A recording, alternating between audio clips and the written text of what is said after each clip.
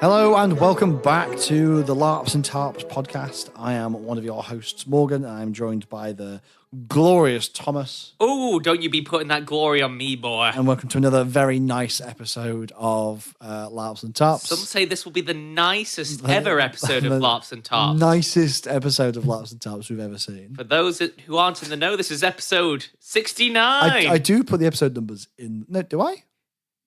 No, you don't. No, I don't. Oh, could have been a fun little Easter egg. A nice little Easter egg. And the nicest of Now Easter we've eggs. revealed it How to you. mature are we? We've given you a little map to the Easter egg of the sex number.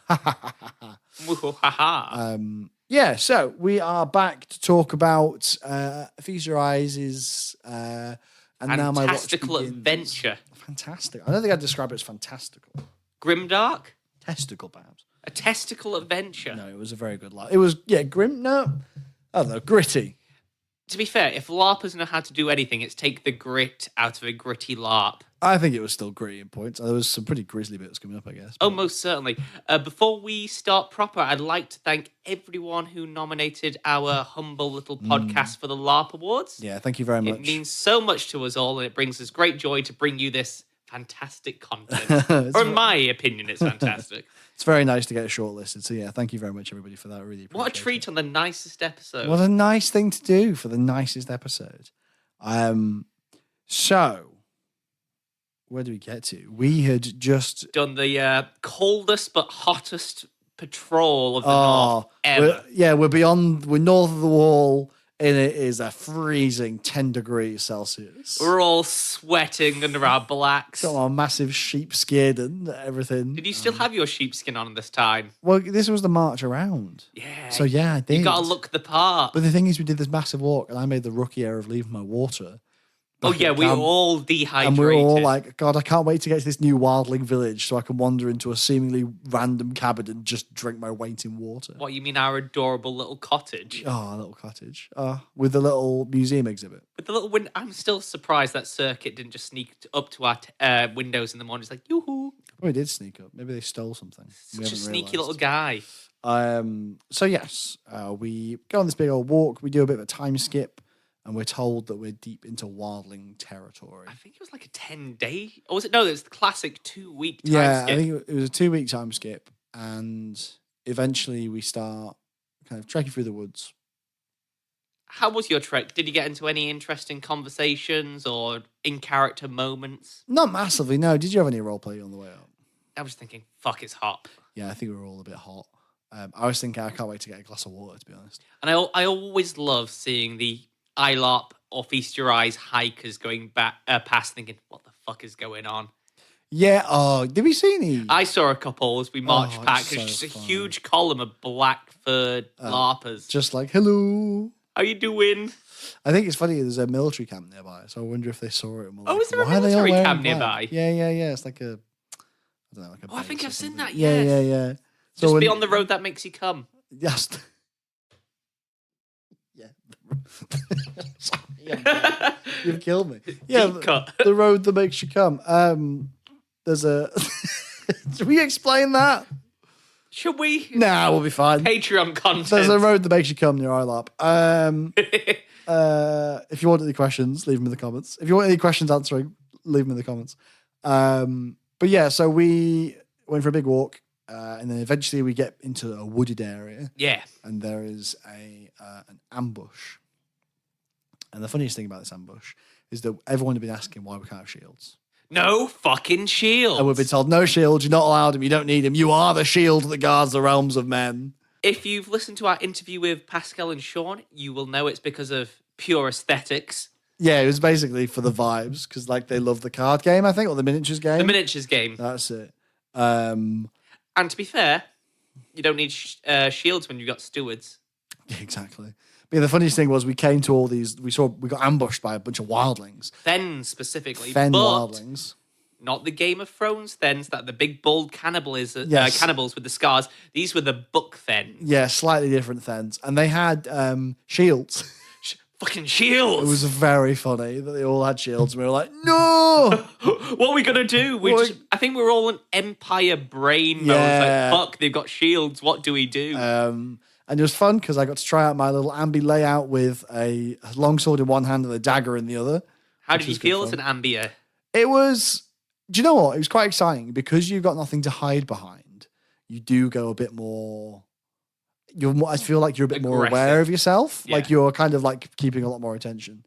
I think in iLARP, I tend to give myself less hits. So you go down a bit easier. It depends on I think for me, it depends on the size of the weapon they're using. So if they're hitting you with a great axe, for example.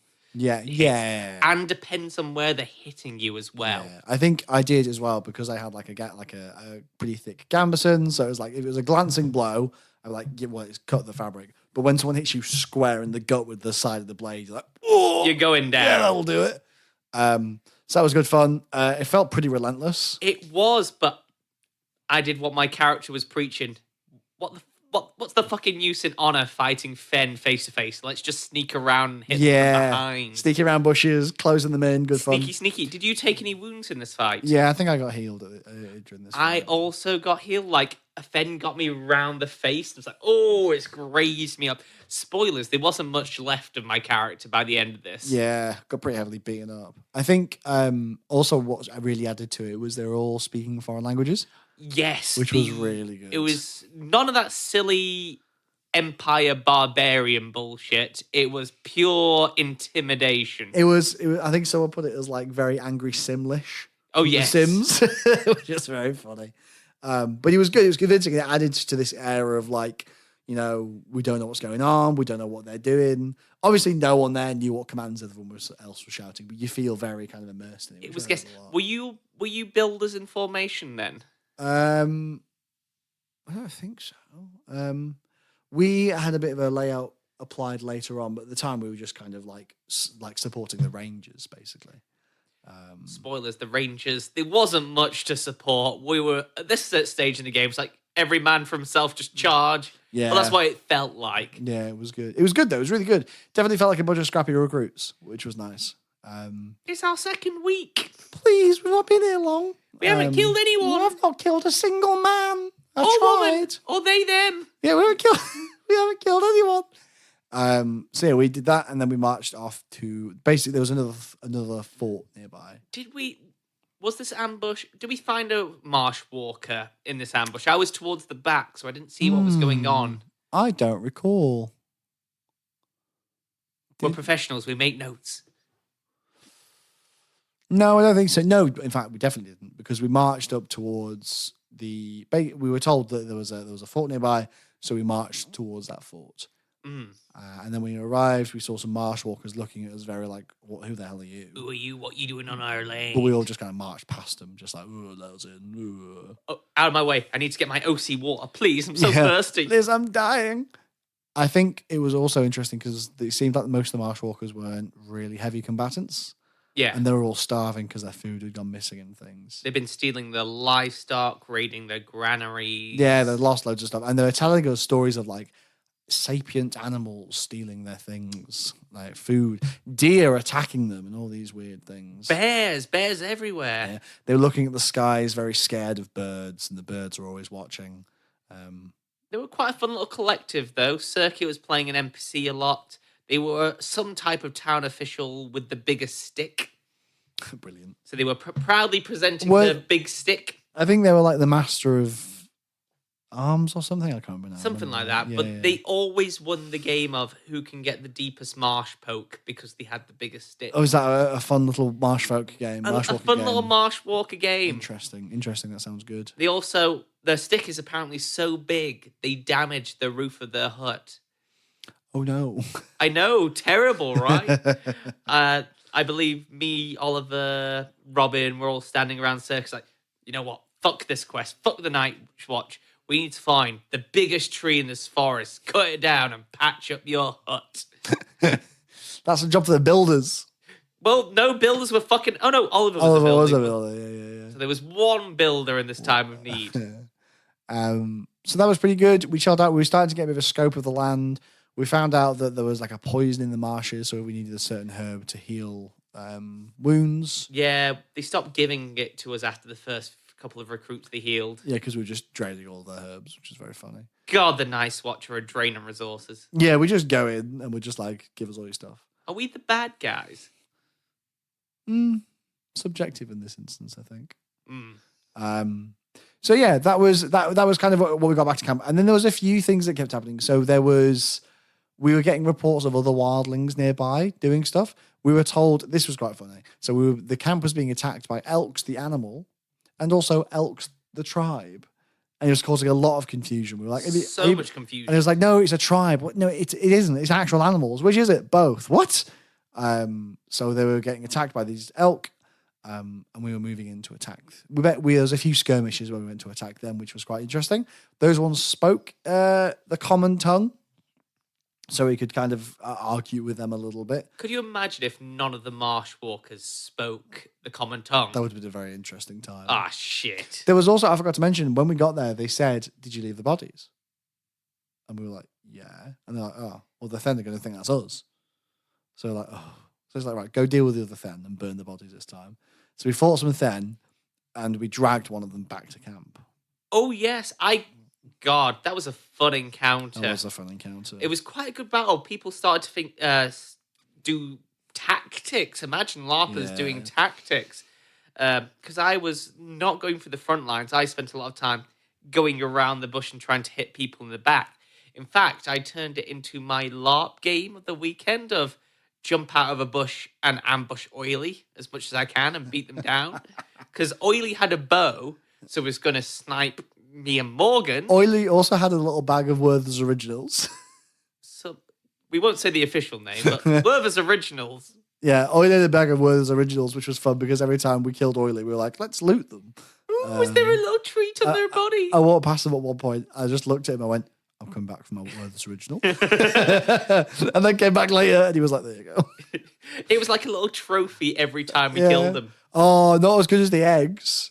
Oh, I forgot about the eggs. The guy that's playing one of the Ironborn, Igor, kept looting the same same crew member, and he kept passing him boiled eggs. Oh, really? And every time he looted his corpse, he just gave him an egg. And there's some really funny pictures of Kitty just laughing as like he produces yet another egg, and he's like unwrapping these. I think he had like 7 eggs. Oh, that's brilliant. Over the course of one fight because he kept looting him, and they were just like egg.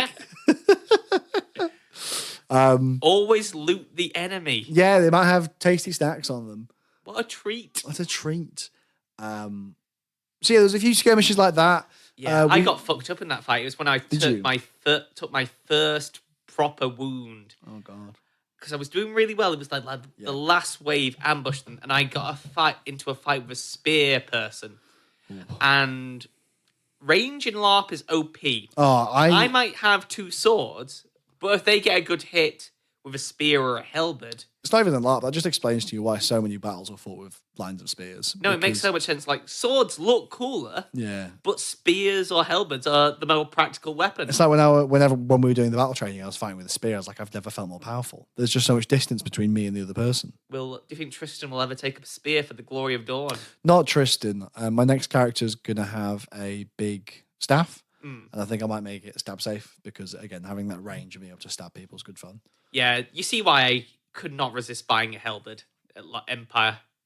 Oh, they're amazing. I told you I saw a pike, which was like whatever the maximum length. A collapsible one as well. Collapsible pike that was like, it must have been, it was the maximum length at Empire, which I think is what, like 9 foot?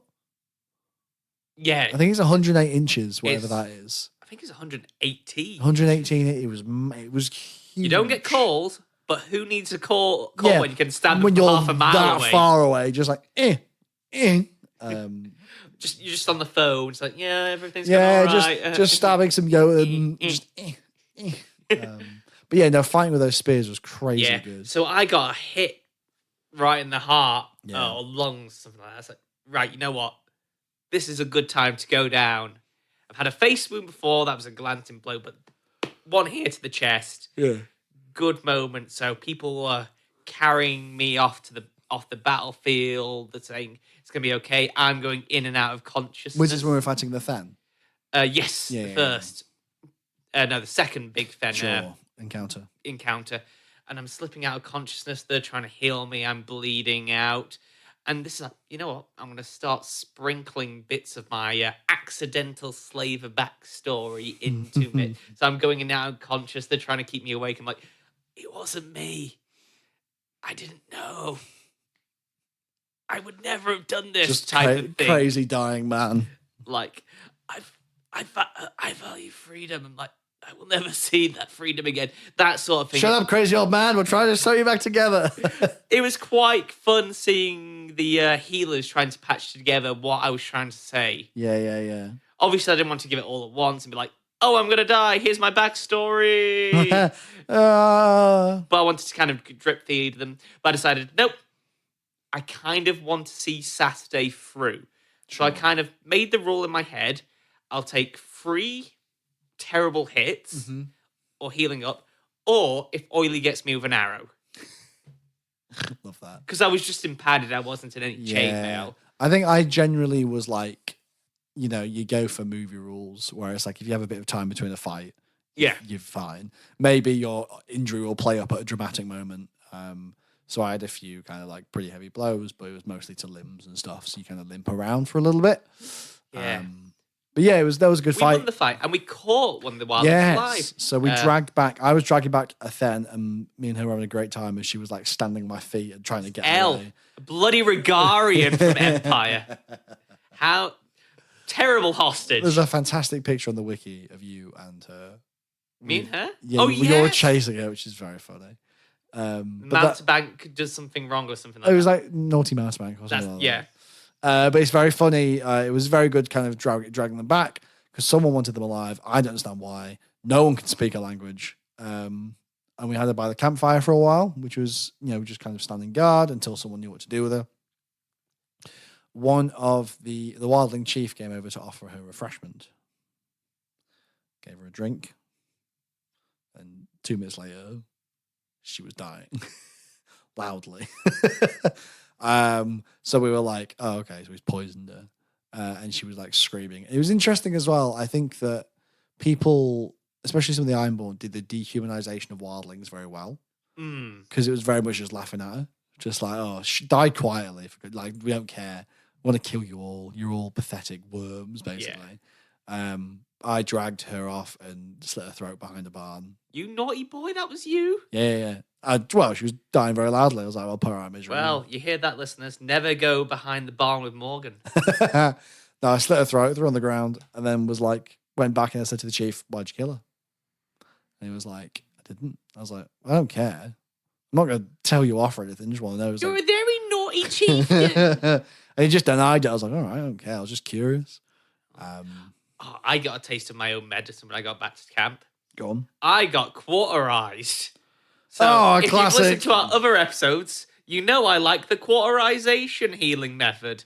Getting a taste of my own medicine. Oh, I got told. I stood up and shouted something like, "I will fucking stab you in your back alley whore mother." Oh my god. Someone did tell me to please die quietly. That's a very Game of Thrones insult. I was like, ooh, I could be a naughty man. I could say bad things. I'm a naughty man.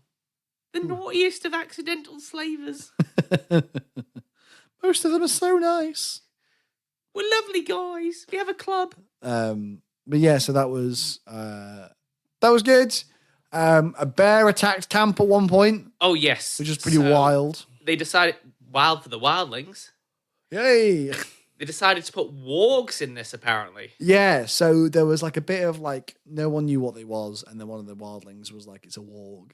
Would you like to explain what a warg is to our viewers who may not be up to date for Game of Thrones? So a warg is somebody who can project their mind into the body of an animal. Ooh, spooky. So you have, like, there's various people who can do it in The Song of Ice and Fire. Bran, for example. Well, in the books, there's a lot of people that can do it. I've never read the books, as I say. I really want to, but he's probably never going to finish the series. Well, spoilers for A Song of Ice and Fire. How many years ago was that? Yeah. Jon Snow is a warg. Arya's a warg. I don't think we see Sansa warging, Bran is obviously a warg. Did you ever hear the fan theory that Ned Stark walked into a pigeon when he got beheaded? That's very funny. That's hilarious. Can you imagine? Pigeon Ned. Pigeon Ned. 10,000 pigeon screamers. On an open field. So a warged bear arrives. People chase it off into the woods. Was it the big bear or the little bear? The little bear. The bear was such a sad looking had bear. such soulful eyes. Oh God, it was depressed. But yeah, we fought the bear. Did you go down on the bear hunt? Maybe that might be phrasing. It's just you said go down on the bear, and there was a beat before you said hunt. I was just like, excuse me. Yeah, no, we. I think I was part of the party that chased the bear out. Because I missed this bit because I was like, OC and I said, this is my holiday. I'm going to sit by a tree and have a snifter of whiskey. Yeah, I think there was a bit of that. There's a bit of chilling out, interacting with other people's characters, finding stuff out there, delving into those really well written backstories, which was good. We chase this bear, and then we get a bit further down and we see this big bear, like a really big one. And it's like runs us and then starts to walk away. And it's quite interesting because people are like, that bear is luring us into a trap. And then obviously we don't know what warg is really. So like, don't be stupid. It's a bear. We don't want it near camp. Essentially, we get lured into a trap. Yeah. And a bunch of the Elk clan attack us. I think this is where Chris Rivers dies. One of our... I thought he became Chris Rivers. Yeah. The other guy, the baker we mentioned. The middle class baker, yeah. He that's where he died. Mr. Kipling. That's where he died. I'm pretty sure because he's like, we shouldn't be chasing this bear. He was proved correct as he died on elk spears, and I think he was one of many stewards to get killed. We could have built a bridge out of stewards. We went through so many stewards. It was madness. Like, if you think that being the healer geeky class is going to keep you safe, no, it wouldn't. No, you're the most at risk. The Rangers apparently go off right in front and leave you to die. But I didn't know this ambush was going on until someone came back to say, right, we need you, the last ones that you at camp. We need more reinforcement. To which I pick up both my swords and just start sprinting down the road like the Terminator, both swords swinging as I run. And I just see two people laughing their asses off at me just on my own, charging down this road thinking, he's going to die. And that was the last they ever saw. No, by the time I reached them, they were pushing you all back up the hill in a horrible scrum. So what I decide to do, I go into a bush and wait. And when they get a bit closer, I jump out and slice at Oily. Incredible. And then run back into our line. Because, that, like I say, that is my game for the weekend. Kill Oily. I mean, I love the guy, but... Is he crewing this Forlorn Hope? No, I'm crewing Forlorn Hope, and he's playing. Your goal is to kill Oily's character. Yep. The dream. Yeah, so that was kind of one of the encounters. There was quite a few going out. But I didn't go on all of them. I know one of them... You're missing the big point in that counter. Yeah, Drew got captured. I was going to say, was that where he got captured? So yeah, a friend of ours, one of the Ironborn veterans, gets captured at this point. The Ironborn who was scared of the sea. The Ironborn who was scared of the sea gets captured. And later, we go back to camp, all a bit forlorn. Forlorn hope. We all go back a bit forlorn. And, I think there was like an emissary of the Elk was sent to tell us that we should negotiate for his release. Yeah, we can negotiate for his release. So it was getting pretty dark at this point. Black Kit coming in clutch at night. Oh yeah, it looks so atmospheric. The fire's going on. We're usually in Wild West. This one was mostly spent in Viking. Yes. There's a light fire going on in the center of town. The huts look on point. Everyone's playing their A game. The backstories, as you say, are coming in handy. Everyone's got something to talk about. It feels like a proper frontier town in Game of Thrones. Yeah, it was good. And then there was the actual negotiation, I think. So we go down to have the negotiation with the Elk clan. At various points during this whole weekend, there are encounters going out. We fight loads of wildlings, kind of going back and forth. We're professionals and forgot to make notes. Well, no, it's not even that. It's more a case of there was just a lot of fights going back and as forth. always right? is the case at an ILARP event. Yeah, exactly. Unless it's second breakfast. Second breakfast where you're fighting bees and geese. Not the bees! Not, say bee. So we go to this negotiation, and I was picked to go in the special Vanguard negotiations because I'm a jockish ranger. The first time Tom's been a jock in his life. Join Dawn. That's how you join. Get jock status. Well, if Nietzsche ever goes, maybe. That's not an invite for you listeners to kill me. Just for me. Yeah. So it was quite funny, this negotiation, because the idea of the negotiation was to appear. There's only 5 of us, but every other members of the Night Watch are standing about 10 paces behind the dark. And it's this suspense of disbelief where, oh no, none of the wildlings can see any of the other 30 LARPers behind, not exactly being quiet. Hidden in the dark. Complete stealth masters. So the negotiation, I think over that we learned that the Marshwalker clan had eaten the son of the tribe leader of the Elk clan because he was warging into a creature. They ate that creature, and they still had his bones. I believe it was a chicken. Was it a lamb? So I think there's a bit of confusion here because I think it was initially supposed to be a bird, and then it became a sheep. Right. I think plot changes based on. I guess they were looking for bones, and they had the wrong bones. They used a sheep, I think, in the end. So we have this kind of conversation. I had to give props to the people leading this encounter because in an encounter where there's no combat like this, you always run the risk of, oh, it's going to be boring, I'm not doing anything. But because of the performances put on by the people leading negotiations, you didn't get bored and you felt sucked in. Yeah. I think I was a little bit far back, if I'm honest. Like, I feel like this encounter for me was a bit kind of just waiting to hear what happened. Yeah. It did help I was right at the front. Yeah, I was quite near the back. So it would have been good. I feel like it would have been one of those things where if like they should literally have only taken a few people. Yeah. And then we could have stayed at camp and role played or done something else, I think, personally. Just because I don't feel like I got very much from that encounter.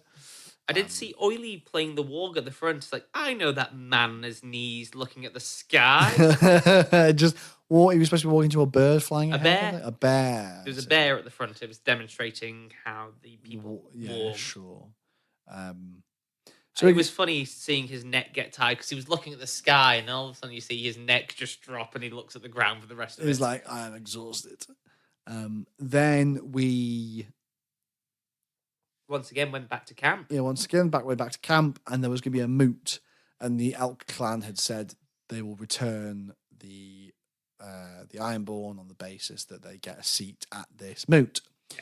So we go back, and then as we're kind of there, do some role play, chatting with things, and then wildling tribes start to appear. There was the Ridgewalkers. Ridgewalkers, the Stoneheads, Stone Skulls. Stone Skulls, yes. The Elk clan, the Marshwalkers, and then the Marshwalkers. Was that it? There may have been another, but they were the ones that stick out in my mind. I think, and it seemed like everybody there had beef with the Marshwalkers. Yeah, maybe we've teamed up with the bad guys. Yeah, a few of us were like, should we just kill the Marshwalkers? And we're like, I guess right, we can't. It's like, well, show them the Castle Forge steel. Yeah, exactly. Run them through the Castle Forge steel. I think there was some conversation around, there was kind of like 2 groups of people, right? There was us. Yep. There was them.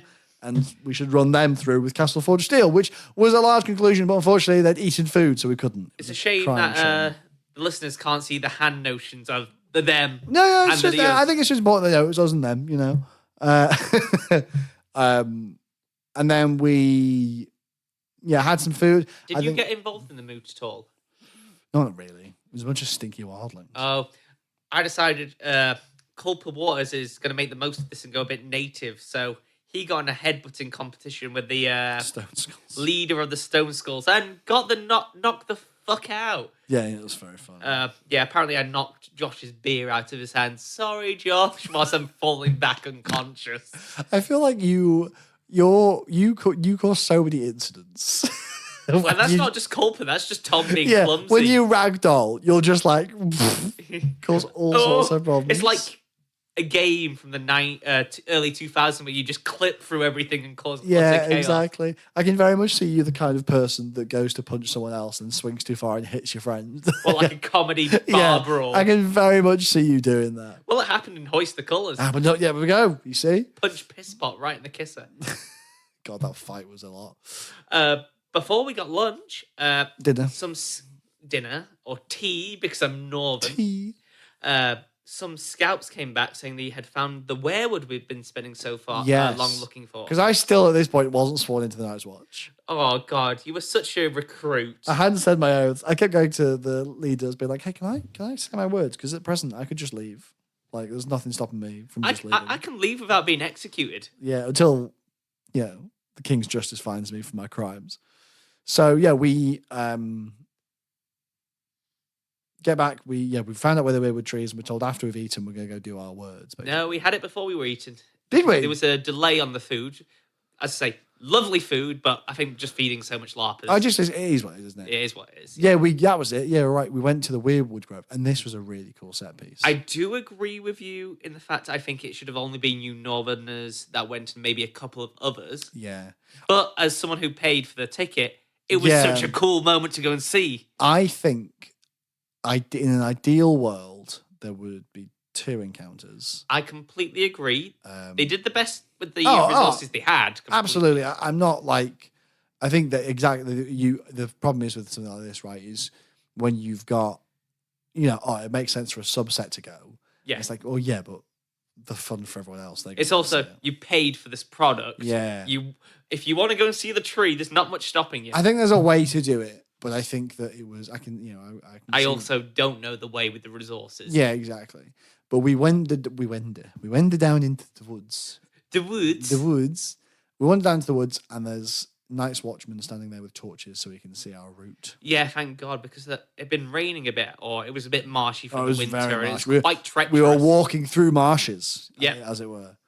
And are we the marsh walkers now? In that moment, we became marsh walkers. Oh my God. We went past the wonderful puddle that Pisspot fell into, or Who's the Colours, and no one fell into it. That always brings me happy memories. And we should name Pisspot's puddle. We should call it Pisspot's puddle. Or a puddle of piss. A puddle of piss. Go through the woods, and then this amazing prop. So I was like, I don't know what to expect from this. No, my compliments who made the prop. The face that they put on the trees, white face with bleeding eyes, looked incredible. And they'd also got branches with red leaves and like stuck them on as well. So it was like the full-on red leaves of a weirwood tree. The effects team was phenomenal as well. The fog that was blowing in from the background. Yeah. There was a slight bit of red light as well. Yeah. It was so atmospheric. And then the Northerners who followed the old gods said their words at the base of the weirwood tree. Meanwhile, me and a few chuckle fucks at the back found a branch that was perfect for sitting height and just bouncing on the back until you did say your words. Like, it'd be shit if all this you'd be saying your words and this branch just suddenly snap with a load of us on the back. You killed our god! I quite enjoyed the little bit of discourse around the old gods, like in bits, like people talking like, why do you follow these old gods? Like, what's that all about? Which I thought was cool. I really wanted to lick the tree or lick the tree tears of the old gods, but I thought maybe that'll ruin the moment. Yeah, maybe. Just like go, maybe I should follow the old gods. Lovely blood sap. We haven't written in the document what this means. The man's licked the tree. What happens when you lick the tree? Yeah. Is it poisonous? Tom the woodlicker. It's the perfect episode for it. So to say our words in front of the old gods, very cool moment. Did you have yours written out as well? Like we all had it? Yes, we did. Huddled around. That's a Chad move, writing out the words. I really enjoyed that. I thought, it felt very atmospheric. The only thing for me was briefly, it was like, this is very busy. But at the same time, that kind of melted away a little bit. Bit treacherous underfoot, but it went really well. It was really cool. The only thing is, which is a bit of a shame, which I think is that low light photography is very difficult. So there's not really any fantastic pictures of it. There's some good ones, but not of me, which is a shame. Oh, always need that Tristan or Morgan smolder You in the need, background. that Morgan can't see without his glasses. So He's so blind. looks like he's smoldering, but he's actually squinting. Yeah, so that was a really cool moment. And then we head back and had some dinner. The tea Johnny made us was phenomenal. Yeah, it was really good. It was emptied out big cobs of bread trenches, yeah. Stew inside, and that man knows how to cook a chicken. Big bits of chicken. Was it lunch or was it dinner where the wildling was singing about giants? That was dinner. We didn't have the wildlings. It was very cool. There was the leader of the Marshwalkers was stood in the corner at one of the meals. I think it might have been lunch actually. Oh. Who was singing a song from the universe called Land of the Giants. Last of the Giants, rather. Which is a song from the perspective of the last giant beyond the wall. Which was quite fun because it was just as he went past. I was like, wildling, have you seen any giants? There's some conversation around that. There was conversations about what makes a wildling chief, which were very interesting. I think there's something about drinking the blood of a wolf. Didn't they want one of our players to become chief? Was it Beth they wanted to be their chief? It was somebody that I can't remember now, someone they tried to conscript into the wildlings. It was funny. It was so atmospheric in the camp. Yeah, it was good. And the players, the NPCs of the wildlings looked like they were having so much fun in the roles. Yeah. Yeah, it was really good. Absolutely fantastic. And following that, there was the big moot. So they were talking about all the issues of the day and things. And I think I missed the drama. I was there for the moot, yes. So do you want to tell us what the drama? Because I know the Marshwalkers got kicked out, didn't they? Were you there for that? So yes, the Elks came in. Yeah. They explained to the Marshwalkers that they explained to every other tribe that they killed the sun in cold blood. They needn't have killed a young warg. Excuse me, Alex. They needn't have killed a young warg from the Elk clan in that skin. They weren't declaring war. They were just experimenting with their powers, but the Marshwalkers went and exterminated them anyway. So every other tribe was like, right, that's not conduct of war. We are leaving. We can't trust the Marshwalkers. Quite a few of the Night's Watch also spoke up in the moot. So all you had to do is declare your name, the faction you are in, and then you can have a bit of time to talk. So I actually brought up the point, why don't we, the Night's Watch, and the rest of you clans unite if we're so worried about the Fens? Which they just said, you don't know how many Fens they are coming down here. It is mad. Yeah, so because that was the initial point of the moot. All these tribes had beef with the Fens coming down from far north. It was the Fen were moving because they had a new leader. So they were moving down from the north, the far north, and taking territory. So everyone was like, what do we do? They're basically they're beasts, they're animals, they're monsters. You can't reason them when they will talk to them. And they speak Simish. No one knows how to exactly. They speak Simlish. We don't have to speak to them. And then this big, massive new leader who was causing problems. A Magnar. That was it, a Magnar. So yeah, they were kind of like you say, trying to work out how to deal with that. But I think that he's saying to result. I think Marshwalkers got kicked out of their own settlement, didn't they? They stayed. Everyone else left. Oh, okay. Because I thought the Marshwalkers came the next day and they're like, you kicked us out of our camp. I think that happened afterwards, but I think it's also the case of we need more NPCs now to do this encounter. Yeah, maybe. But yeah, that was cool. And that was kind of like, for me, I think at least, end of my interacting with NPCs, but I had some really good player stuff. So what did you get up to? Do you want to explain your player stuff first? Yeah, go on then. So we were chatting, it's kind of role-playing, and we were chatting in the tent, and I was walking past one of the builders. Oh, what was her name? Bob? No, that's Bob at the Builder. There was someone called Bob at the Builder. I hate you all. It was so funny. He was one of the crew. Matt Immersion. It was Bob at the Builder. He just wanted to die. He was the tanner. He was the tanner if we were playing One Night Werewolf. So we get to we're having a chat, and I go past this like lady who'd come to the wall, and she mentions the name Vyman. And I like stop in my tracks. And I'm like, sorry, did you just say something about someone called Vyman? She was like, yes. I was like, how do you know Vyman? And she goes, well, I was to wed him. And so I came up here to escape the marriage. And I was like, no way. I said, I tried to kill him. And we had this big bonding moment because she hated him. I hated him. She goes, "Oh, I'd heard that he'd been attacked by his farrier, but I thought it'd be too much of a coincidence if we saw each other at the same place." I was like, "No, that were me. That were me." And then me and one of the builder veterans, along with the lady, were trying to decide if we could spread a song around Westeros, calling Vyman insults and get like a one-hit wonder going that was insulting Vyman, which was very funny. So yeah, that was kind of it. We discovered that we had this shared bond over this guy called Vyman. Yeah. Which was really cool. And then nothing happened for a little while after that. I think I was chatting with another person. I was chatting with Esme's character. We played some dice, asked for like secrets and traded stuff. I did really well at Sword and Shield, which was really good fun. But whilst I was doing that, what were you up to? So I was just generally going around vibing, talking to people. But then I heard there was a special night mission that was going to happen with a limited number of rangers and scouts. So, as it happens with any LARP, you maybe get a bit of an oversubscription. But the general gist was a leader of one of the local tribes, I think it was the Moonfolk, but I could be mistaken, who was played by Pascal, was going to lead us into the woods to scout out how many fens there were, because we were very close to the fen encampment. So we wanted to get an idea of numbers, how close they are, the fighting composition. Have they got any beasts? Can we get into any insight to why they were moving further south? So basically, this mission was apparently one of the ones they dialed up to hard. Oh, right. So apparently they get the briefing of how much noise the crew can hear or how close the players can get without noticing. So they set this one up to hard. So they gave us the spiel. Right, this is scouting mission. If you get captured, we'll probably get massacred. If we get seen, we will get massacred because there are so many. Sure. If someone says run or we get seen, you get out of here. So, right. We got that, coach. We'll go out with you.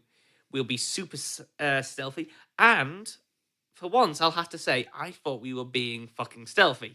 In the grand scheme of things, like on a marine mission scouting out in Emery territory, we're probably like elephants in the woods. But for LARPers on a stealth mission, silence, spec ops. Not a word muttered. So we're all creeping through the woods. So you're all walking around going, no one was saying a word. Incredible. It was pure silence. So just like occasional branch snapping, because you can't really account for such things. The moon was kind of out, not as out as the first day, but it was quite dark. We could start going through the underbrush, hearing things. We're getting closer and closer. I'm crouched down for about 2 to 5 minutes in the same spot as we wait for a patrol to pass. Then all of a sudden, out of nowhere, we hear run, because we've been hearing fens up close. Someone shouts run. And because of the orders we've been given, I get out of there with a few others. Now, apparently, and this is what I didn't know, some of the others stopped, like, to regroup and see if they could do anything. But there's me and one other person who just went all the way back to camp. And just for an OC note, this has highlighted how bad I am at cardio. Going up, running through a January night, frosty, about 2 stones worth of fur on, up a hill. Like, need to stop for a second. Run quick back to the fort. The 2 OP LARPer skills are cardio. Friends and cardio. Best skills. But it was really atmospheric because there was a couple of people who were like, who's going there? Who's out there? I was like, they're gone. We went to the patrol. They've been captured. The enemy heard us. We got captured. And apparently there'd been a breakdown in communication. So I don't think a lot of the Rangers had told the rest we were going out. So a lot of people were like, oh God, what are we going to do? We've lost most of our Rangers. Yeah. So there was only 1 or 2 veterans left at this point who no one else leaves this camp. We might send 1 or 2 more experienced folk out, but that's it. But as we were there, I'm not going back out. I'm happy to stay there. I believe Robin and Oliver kind of took the watchtowers to kind of look out into the darkness and see if anyone's approaching. Sure. More like, my friends out there. I'm not going to leave them. But they've been ordered to stay. Yeah. And I particularly remember Lord Kelter goes like, right, I'll stay. And then they just go around the side of the fort, kick open the wall, and start running into the woods to try and retrieve them. We had the wonderful LARPer Harry Knight's like, what's going on? Don't go out there. We've lost so many rangers. Like, you can't fucking tell me what to do. You try and stop me, I'll cut you in half. Is that what you said? No, it's what he said to me. Incredible. Love that. Fucking fantastic. But it seems we're losing more and more of the few nights watch we have left going out on this rescue mission. Yeah, sure. I think by the end, or coming to the end of it, I think we had about 10 left in camp out of the 40. We're like, fuck, what are we going to do? Yeah, are we going to go back to Castle Block? We can't fight these fens. A good 15 to 20 minutes goes past. And then the Night's Watch kind of return in dribs and drabs. And I thought that was a really atmospheric bit. It turns out, in the end, we'd only lost one member of the Night's Watch. They got captured. One of the Ironborn, right? One of the Ironborn. But God, was that atmospheric. I feel gutted that I chickened out and went all back to camp. But I also felt I did my duty and reported what happened to the veterans. Yeah. But just seeing, are we fucked now? Have we lost everyone? Should we just go to Castle Black and save the numbers we have left? It was just great. But as I say, seeing the dribs and drabs coming back, telling the story, it works so well. Sure. I don't think there's any more encounters at this point. That was the last encounter for the night. The last thing that happened for me, as far as I remember, beyond all the usual role play, was two things happened. There were 2 secret letters. Secret letter? One secret letter was discovered was a contract for somebody's head signed by Lord Vyman. A contract for head? A head contract. My God. In this economy? It's very nice. It's so nice. No, there was a contract for... 69 coppers gets your head. There was a contract out for someone's head signed by Lord Vyman. So we're realistically, probably as well. I think it was Lady Beesbury. So I was realistically, probably her. Could be me. Unlikely. I only know the Beesbury family from House of the Dragon. Yeah, I don't. There were so many names I didn't realise. But being a filthy little small folk, I have to know. We didn't need to know. Yeah, it's fine. Then there was another thing that was being translated, and I overheard that it was a message, and that message mentioned Lady Beesbury. Lady Beesbury? Was it Lady Beesbury? Ailes? I can't remember now. Someone, but some noble person. I can't remember. Oh, that's going to bug me now. Lady Beesbury might have been someone else, actually. Anyway, it mentioned their name, and I ran over, and I was like, oh my God. They've got something there with your name on that might be a clue. And we go over, and they're like, what have you got? And they're like, nothing. And we're like, what do you mean nothing? And it's like, we don't have anything. It's like someone's like, I just saw them burn a piece of paper.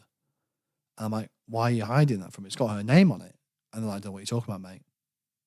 And we're like, what are you doing? And I went on a bit of an angry northerner rant. I called them cowards with no honour and marched off. Scathing. Then a little bit later, they come up to me and they're like, it was a letter sent to us to protect her. Ooh, okay. And I was like, all right, I feel bad now. Okay. All right, I apologise. So now we've got this thing. You got a bee in your bonnet for Lady Beesbury. Well, it was more a case of she's my sister now. My homie. You know what I mean? Sworn swords.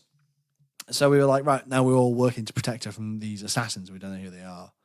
And the last thing was we were all sat chatting, and then a marshwalker comes over, I think, and throws an eye patch on the table. The eye patch belonged to the Ironborn. I think that was kind of game for the night. You capture this person, I give you a OC steak bake to cook. Yeah, it was funny. But this guy threw the eye patch down and he goes, they've got him captured. He's still alive. We can try and get him back tomorrow. There are hundreds of Fen, but there's a new Magnar. And if we kill the Magnar, they'll scatter. So we knew the objective for the day tomorrow was to kill the Fen, kill the Magnar, and then we would have succeeded. Yeah. And that was it. I cooked a potato and steak bake on the fire, had a little out of character chill time. I love ILARP out of character chill time. Yeah, it's good. It's good stuff. went back to our freezing hut, but it wasn't nearly as freezing as the previous night. No, and I actually wore thermals that night. Oh, clever boy actually wore his cold gear. Still woke up cold in the night. Yeah, because I had to give my bloody cloak to Oily. Because Oily was like, actually, yeah, I think I'm just going to sleep on the table again. But your cloak was really warm. I did put my cloak over my feet this time, considering it was like... Yeah. The rest of me was perfectly fine. It was just my feet. Really weirdly, it was my thighs. Ooh. Like my thighs specifically were really cold. And I was like, what's this about? You hear that, viewers? If Morgan ever needs a thigh rub, please support your local podcaster. Support your local LARPer and rub his thighs. Yeah, it was very cold. I learned the limits of my sleeping bag that weekend. And also being in a hut. That hut specifically, I think it's quite chilly. It's the cutest looking hut, but I think it's the coldest. The one I want to go into is it's got like 6 beds, a big fire, like a fire in the middle, tucked little cubbies. I'm like, I need that one next time. We need to build our own hut. We do. I think they're not doing that anymore. Oh, that's a shame. We're not going to have space. But yeah, that was Saturday. Really, good fun. Fun game. A lot of good atmosphere. Once again, warm weather, but the perfect LARPing weather. Not a drop of rain, not a cloud in the sky. I think it did rain a little bit. Did it? Oh, maybe it didn't. No. Yeah, we escaped the rain then, yeah. So it was all good. Got up, had our sausage, egg and bacon butty from the wonderful Johnny. Oh, I like breakfast. And then, yeah, time in. We're like, right, we need to deal with these bloody fens. Bloody fens. But first... We got betrayed. Who should appear but the Marshwalkers who had been kicked out of camp the night before? They weren't too happy with us. No, they weren't. So, first combat of the day was the Marshwalkers, like wave after wave after wave after wave attacking us because all the surrounding Marshwalker villages came to attack us, basically. It was bad. Was it the previous night the elk made the deal with us that if we got the bones back and helped them deal with the Marshwalkers, they would give us ponies and help us? That was it. Yeah, I missed so much of the politics of this, but yeah, we managed to find the bones, give the bones back to them.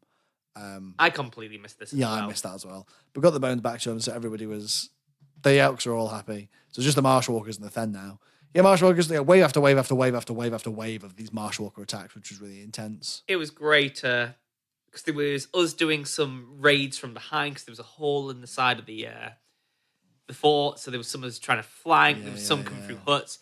It was great seeing LARPers use tactics that weren't just shield walls. We had my mate Gareth was playing like one of the last surviving members of House Rain. He was a builder. And we had like a little builder unit. So there was like the head builder, and then there was 2 deputies who then had their own groups to look after. I loved your example of building defenses, which was basically just move the ILARP cart slightly in front of the gate. Yeah, we literally just created a pinch point. We were like, well, good luck. Not so much building, more moving. But yeah, there was some really good fighting, and I think I got stabbed again. Yeah, a couple of us got done in once again. I got stabbed in exactly the same place. Got healed up again. So this is my third time. No, was it third or second? Either way, I've been hitting the same spot a lot. It'd been a hefty weekend. But I survived the battle after wave after wave. I think a bear was involved in that attack as well. Was the bear on our side? Oh, the bear was on our side that was poorly. I missed that bear. There was a little dance with the bear. We discovered the bears do shit in the woods. The bear had some whiskey in the little dance. God, such a serious LARP. Such a little bear.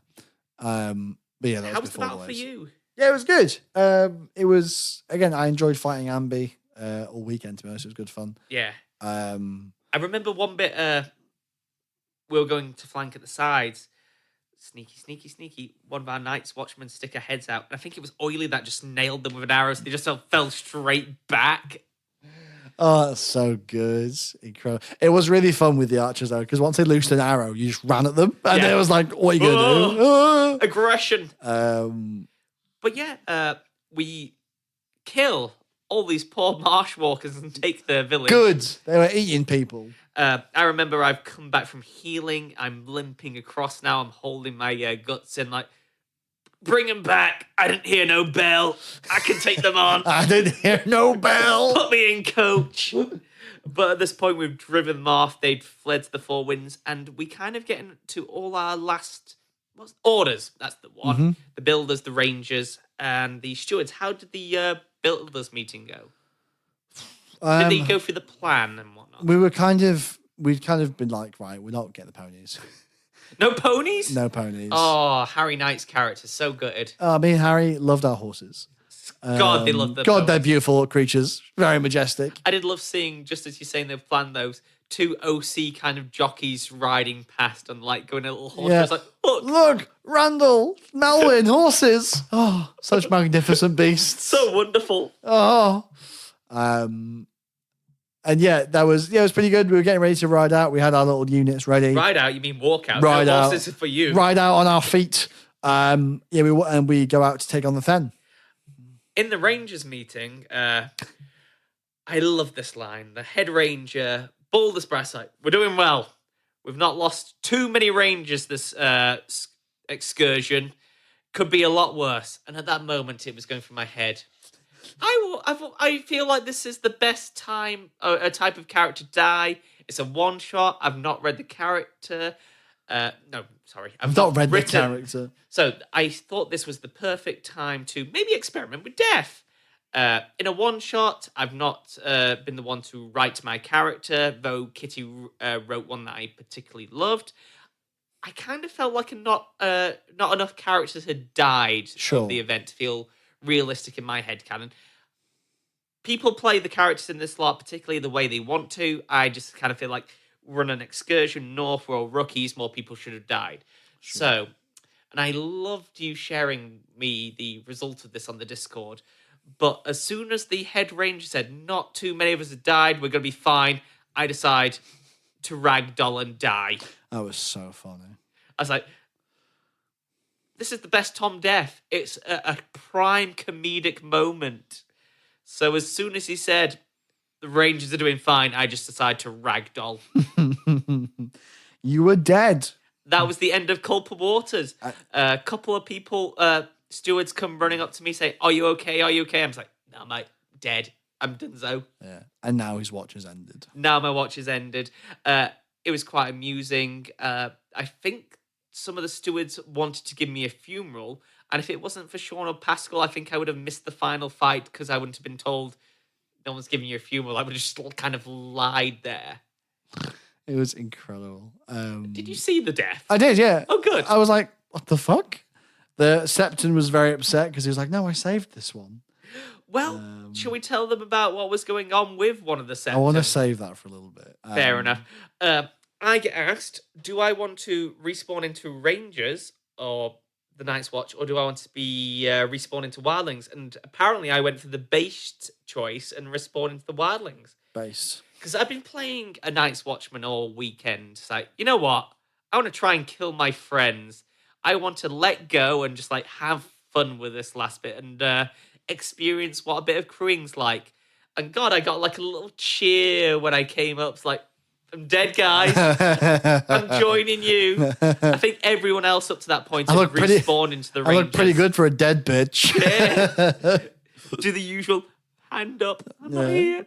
But Kitty was great. They really helped me because it was my first time seeing all the crew stuff. They're like, it's Tom's first time in crewing.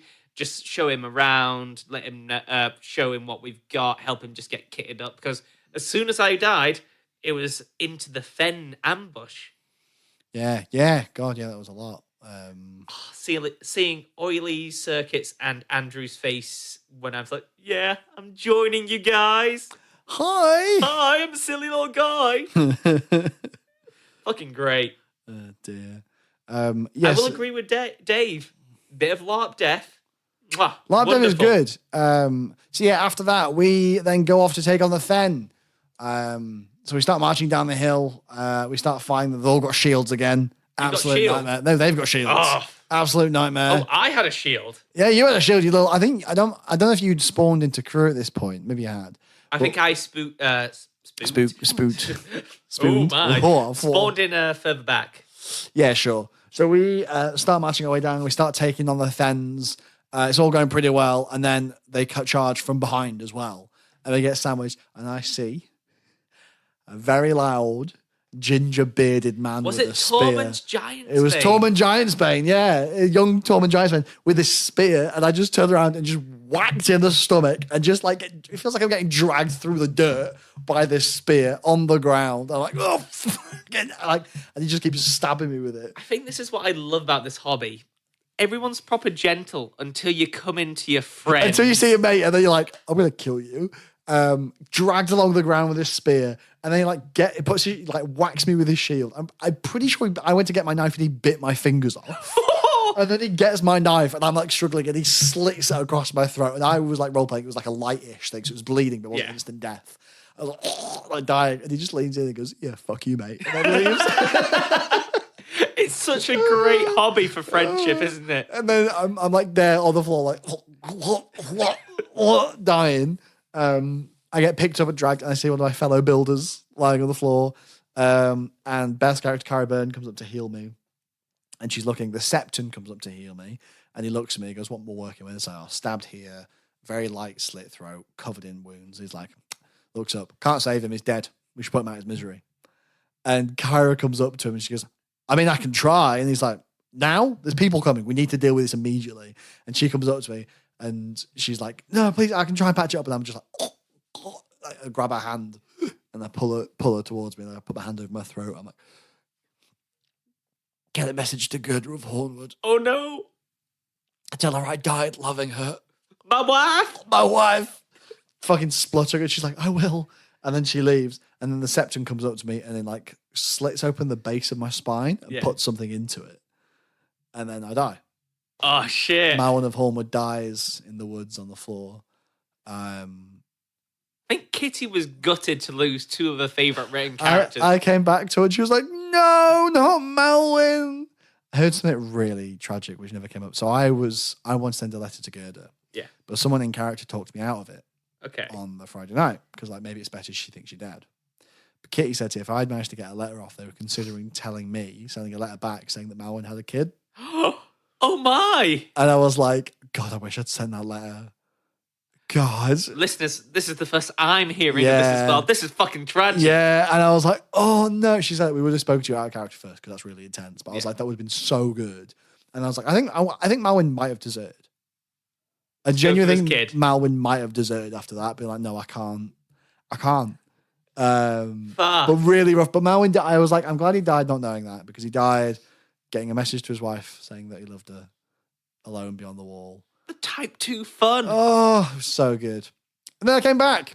You spawned back into the Rangers, I came back. No, builder. Veteran builder. Oh, Owen, sorry, Night's Watch. Yeah. Veteran builder, Owen Carstark. I picked up a massive greatsword. I put on my chainmail. And they were like, right, you have got the materials together to build a ram to smash open the Then Fort. I was like, awesome. You have to wait for the builders to come and then we'll construct it. So I joined crew on the side of the Night's Watch. I had a massive greatsword. Oh, perfect episode for this episode 69. A big greatsword. For God's sake. I had a really nice moment as well when I was waiting outside the fort for everyone. And I was sat there with my greatsword across my knees, singing Jenny of Oldstones in my Night's Watch. Oh, that's kit. nice. And it was like just by myself in the woods. I was like, this is cool. This is really cool. You ruined it for me, Morgan. What? Me, Oily, and Circuit and Andrew were all like, where's that fucking Morgan? I want to have a stab at him. But obviously you've died further down the road. Absolutely murked. It was a really good death though. Thank you very much for killing me like that, Josh. It was cool. But yeah, then the players catch up with us. People slowly realise that I am no longer Malwyn of Hornwood. A lot of people didn't know I died. Yeah. A lot of people saw me and they were like, oh, Malwyn's like, no, I'm Owen Carstark. And they're like, oh, okay. I have to say, sorry if I cut you off there. No, go for it. I had a fucking whale of a time being a Fed. Fed. I bet you did. It's like, wait a second. I can die as much as I want now. It's like aggression turned up from 10 to 15. And I think it was really touching that Josh mentioned on one of the Discord chats you had, Tom, in credit to the crew. I think it was, was it Josh or was it? I think Nat said on Josh's behalf. Hang on. I think he did. Yeah, hang on. Let me see. I've got the messages up. Yeah, they did. It was someone said that you did really well, that you're absolute trooper. Yay, this means a lot. Like, God, you need cardio to crew, though. But so much fun, respawning, regenerating to just charge at those Night Watch and hack them out. Very funny watching you march towards. I was like, oh, God, here he comes. I've been given a belt to kind of hold my armor together. Sure. The belt had fallen off in the middle of woods. Of course it did. So there's just me. Of course it did. With the shirt you made, which is a fantastic shirt. But my God, it showed off a generous amount of chest hair. I was like, fucking come at me, Night Watch. In Simish, admittedly, I think I did a lot of the whole, like, Lord of the Rings Khazad-dûm speech, the dwarven, like, Baru Khazad Khazad come at me, ya fucks. In complete gibberish. It was a lot of fun. And because they said you're a hardy bastard, I'd be going down, but then just hacking at the legs on the floor. Sure, yeah. God, some of those rangers can take a few hits, though. It was a lot of, like, death towards the end, wasn't it? Because everyone was like, oh, it's the end of the weekend. But then eventually everyone catches up to us after fighting you. We get the ram that gets built, and we take. How was it from your side of the fort? 'Cause I'm obviously in the fort. We're having a bit of a break, so we can't see all the preparation you guys are doing. So we're at the bottom of the hill in the little shed at the very bottom. Do you remember where at Nightmare where we were standing when we were fighting the hunter, the trapper, the werewolves, and the archetype? trapper? Yeah. We were like by there building the ram. Did you actually have a fizz rep ram? Yeah, we had a literal nice. massive I ram. didn't see that bit. Yeah, and everyone was taking a bit of a breather. And then once we're ready to go, we march up the hill with our massive ram built by the builders. We get to the top and we were expecting like an assault on the way to the fort, but no, they told us to have a break. Yeah, fair. You know what does amuse me though? You saying how serious all the fens were. But I believe Circuit and Andrew spoiled that. Obviously you didn't hear this, but they were like saying, oh, we're all going to die and go to Fen Boy Hooters. I heard about Fen Boy Hooters. The promised afterlife of the Fens.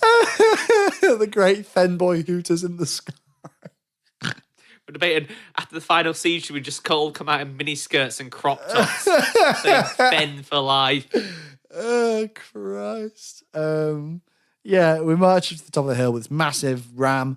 We're like 3, 2, 1. Crack down the door with this ram, and then the fight begins.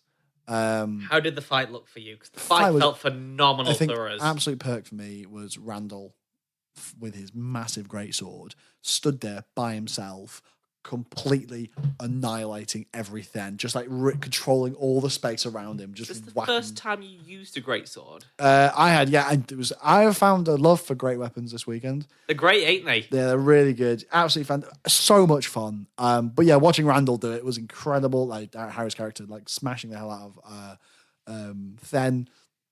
That was a really intense fight. I saw you fighting Oily at one point. Yeah. And there's like, I couldn't resist it. Like, I've got to charge Morgan. I ran at Oily, started attacking, and then I just heard your clanking behind me. I was like, ah! It's like wailing at you with my great sword. Really good you fight. breached the fortress. Some of us had been hiding in huts, but players kind of throw these smoke grenades in, which were meant to represent fire. So they were red. Just seeing the hut burn, I was like, well, shit, that's one clown car gone. We can't hide there. But the highlight for my fight, it could be one of the highlights of my weekend, was being this Fen. And I've decided, you know what, I'm a bit of a smaller dude. Let's kind of be a sneaky Fen. So I noticed no one, apparently, is watching the stewards. Surprise, surprise. Oh, so you annihilate the So stewards. I ran up, grabbed the back of the player who played Chris Rivers, and just shoved my sword through his back. Pulled it out and killed him. Then just went for Kyra Burn, but before I could kill them, I got taken down. But the fact that can't remember the name of the player, I apologize, but you were a great dude to play with. Chris Rivers. Yeah, Chris. There. The fact he just went with the fact he's been shanked through the back. Yeah, I think he got a taste for dying this week. Yeah. He's been saying some concerning things about his Empire character. Oh, really? Yeah, because like that was really fun. The fighting was amazing. So many people died in that last encounter. You know what I missed, though? Because I was so involved with the fighting, I missed the Magnar coming out, which were meant to chant for him and like really big him up. I was like, I'm just going to kill everyone. The Magnar appeared and we were like, that's definitely the Magnar. He's huge. He's a really big guy who works on crew, really tall. Kind of came through, was really cool. Felled him, and then kind of we had loads of dead. Kitty's NPC was walking around saying the names of all the Night's Watch people who died, and it was like, and now their watch has ended. And if you listen to our interview with Sean and Pascal, Sean was like, no one picked up a shield. And that whole fight, the floor was littered with shields and no one had picked them up. It's like, and that's the legacy the Master of Arms had left. But they said all the names of the dead, lots of dead. Like I feel like people are like, end of the weekend, I'm going to kill off my character. You see, I think this is another reason I picked to die when I did, because I'm an attention whore. It's like, I don't want to die in the final battle. Everyone's going to die in the final battle. Dear. Let's die in the battle before the final battle. Yeah, exactly. But yeah, and that was Time Out. And now our watch begins. And now our watch has ended. How good was it, though? I felt great that I died in the character. It was really good. I was really happy with my death. I was really happy with the kit that we got together. The kit you got to get together, you NPC. NPC? Not NPC. MVP! Stupid dyslexia. I've also been drinking hot toddies because I'm on my holiday, listeners. Dear. But yeah, no, absolutely. It was a really, the kit, I was really happy with how the kit came together. I think everyone's kit looked fantastic. Fucking how do you do it? So many different variations of just black. Everyone looked completely different. You could tell people's backgrounds from what they were wearing. It was absolutely phenomenal. Really enjoyed it. Really enjoyed hanging out with people. There was, I know it's Having Roll's first time at Eversley. They had a great time. They look like they had a whale of a time. Yeah, which is a nightmare because that's just more competition for tickets. The lying, never go. Yeah, just as a reminder, it's terrible. Every LARP Eversley ever do is terrible. Don't bother. Don't go. We will do it for you. We'll go. And in fact, if you have the money to spend on tickets, give us the money and we'll go. And when do you think fine. Kitty and Johnny are going to tell us to knock it off with this shit? It's not my fault. They do bad LARPs, you know? That's just how it is. No, all jokes aside, fantastic weekend. Look at the LARP nominations this weekend. How many Feast Your Eyes and iLARP products are there? No, absolutely phenomenal LARP. Great as always. Had a really good time. Can't wait to go back to the site. You're going back this weekend for Forlorn Hope. Written by Forlorn Hope writer Harry Knight. A Feast Your Eyes event, which is going to be fantastic. I'm really excited because this is the first time I'm going to be crewing a whole event. I think it's another reason I wanted to die so we can get a taste of the crewing before doing a whole weekend of crewing. Yeah. Dead excited. Got the luxurious megabus down. Oh, fun. But thankfully, you're at Match Made in Sarvos. Yeah, I'm off to get my flirt on, and I'll be picking you up on the way back. Oh, you're such a gent. Such a gent, such a kind guy. Such a nice guy. Such a nice guy. The nicest of guys. Yeah, because I'm going. Match Made is like 40 minutes away, so I'll do Match Made, and then I'll come pick you up. But yeah, that's gonna be a really good weekend for you. I'm gonna have a good weekend. LARP season is like, I feel like we've been left it. There is no end. There is no end. My wallet in my poor little job is suffering. You so open your much. wallet and a fly comes out. I'm like, beforehand, like last year, I was like, at least I've got like 4 months for it to recover. Now there is no time. Yeah, it's fucked up. My friends actually took the piss out of me. It's like, you know what? I'm looking forward to LARP season starting. He goes, Tom, you've been to 2 already this year. What the fuck are you talking about? Not Empire E1 when this episode comes out, it'll be 9 weeks away. I've not done any prep. What do you need to prep? True, Nietzsche just wears the same kit all the time. I've given myself a new project for some reason, but I bought some new masochist. fabric. I know. I bought some new fabric, so I'm gonna make a new coat. I think. Go do that for Welcome to the Forest. I'm going to in 6 weeks. I think. 6 weeks, nice. I'm having a bit of a break, so Full On Hope is my last one in theory. Talia 1, yeah, nice. Talia 1, yeah. Yeah, I've got 2 player events and then E1, and I'm very excited. Can't wait to get back on it. As much as I love these small LARPs, get to play a lot more of a character. Big Empire, you're seeing every one of your friends. Yeah, it's gonna be fun. For Thursday night, Dangerous Thursdays. Very excited. If you do find me passed out in a bog, please put me on my back rather than face down.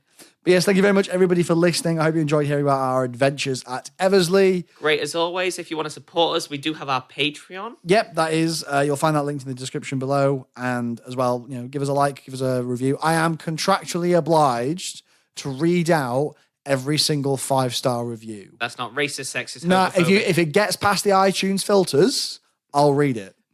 Oh, that's a daring statement, Morgan. I've already read out an advert for an organisation. So, but whatever you want, I have to read it out. Even if it's propaganda about Tristan's floppy antlers. But yeah, absolutely.